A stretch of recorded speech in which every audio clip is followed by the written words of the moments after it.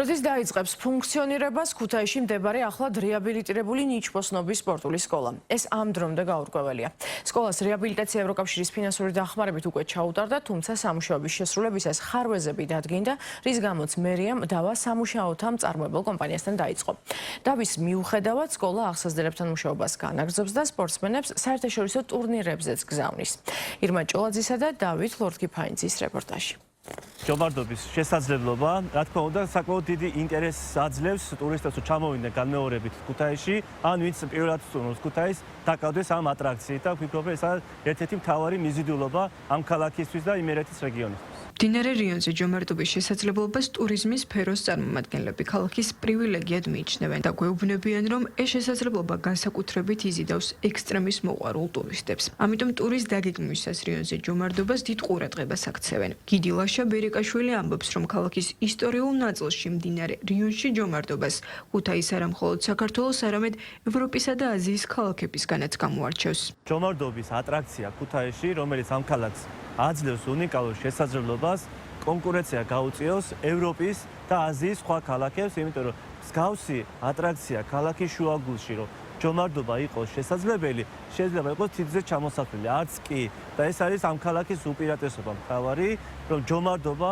აქციოს ერთ-ერთ მთავარ ტურისტულ პროდუქტად, რომელსაც გაყიდეს როგორც საერთაშორისო ვიზიტორებისთვის, ისე შიდა დაინტერესებული ტურისტებისათვის და დავანდელი სიტუაცია, რაც ქალაქში არის ამ კუთხით, რომ ვერ იყენებს ამ პოტენციალს, მოწყობილია ევროპის დაფინანსებით ბაზები და ინფრასტრუქტურა წესით უკვე უნდა მუშაობდეს გამართულად, არ ემზადება და არ არის ახალი თაობა შესაბამისი ევროპული კვალიფიკაციით, რომელიც გაუწევს ინსტრუქტორს ამ ჩამოსულ ტურისტებს და არ არის, ასე ვთქვათ, ცნობადობა ამ კუთხით ქალაქის როგორც შიდა ბაზრისთვის, ისე საერთაშორისო ბაზრისთვის. ჯომარდობის შესწავლა შესაძლებელია ქუთაისში, ნიჩბოსნობის სპორტულ სკოლაში, სადაც ნიჩბოსნობის სამი განყოფილება ფუნქციონირებს. კანოეკიაკი, აკადემიური ნიჩბოსნობა და ჯომარდობა. ნიჩბოსნობის სკოლა ქუთაისში 1965 წელს დაფუძნდა და ამ ხნის მანძილზე ბევრი ცნობილი სპორტსმენი აღზარდა. დღეს სკოლაში 92 მოსწავლე ყავთ, მათგან ყველაზე პატარა 8 წლის, ხოლო ყველაზე დიდი 30 წლისაა. წარჩინებული მოსწავლეები მსოფლიო და ევროპის ტურნეებში დღესაც მონაწილეობენ. სპორტსმენთა რაოდენობა საკმარისად გაგვაჩნია. ყავს საქართველოს ნაკრების წევრები, რომლებიც ასპარეზობენ დღევანდელ დღეს, ახლა რამოდენიმე დღეში მონაწილეობას მიიღებენ ევროპის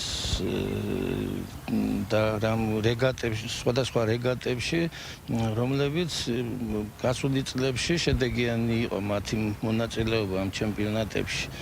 და სულ ვცდილობთ მაქსიმალურად, რომ მოსწავლეთა რაოდენობა და ბავშვთა რაოდენობა გაიზარდოს. გაიზარდოს ხელს გვიწყობს ამაში ჩვენი ქალაქი, ფედერაცია გვეხმარება. ნიჩბოსნობის სკოლას წლების მანძილზე არ ჰქონდა შესაბამისი ინფრასტრუქტურა და ინვენტარი. დღეს სკოლას ევროკავშირის დახმარებით უკვე აქვს თანამედროვე სტანდარტების შესაბამისი შენობები, სავარჯიშო დარბაზები და საშხაპეები. რაც შეეხება ინვენტარს, სკოლის დირექტორის თქმით, ფედერაცია და ადგილობრივი ხელისუფლება მათ ინვენტარით ეხმარება. ჩამოყალიბდა ის ინფრასტრუქტურა, რომელიც საერთაშორისო კლასის სპორტსმენებს მომზადდეს ამ ბაზაზე. გაგვაჩნია შესანიშნავი საშხაპეები, გასახდელები, სპორტული დარბაზი, რომელიც დროთა განმავლობაში ვავსებთ ამ ინვენტარით, რომელსაც ასაც უძახით ჩვენ ტრენაჟორებს, ამითი ავსებენ და ნელ-ნელა გვაქვს ამის ისა რა, პირობა, ყველაფერი გვიქმნიან უბრალოდ ჩვენ წლებში არ არსებობდა, ხო?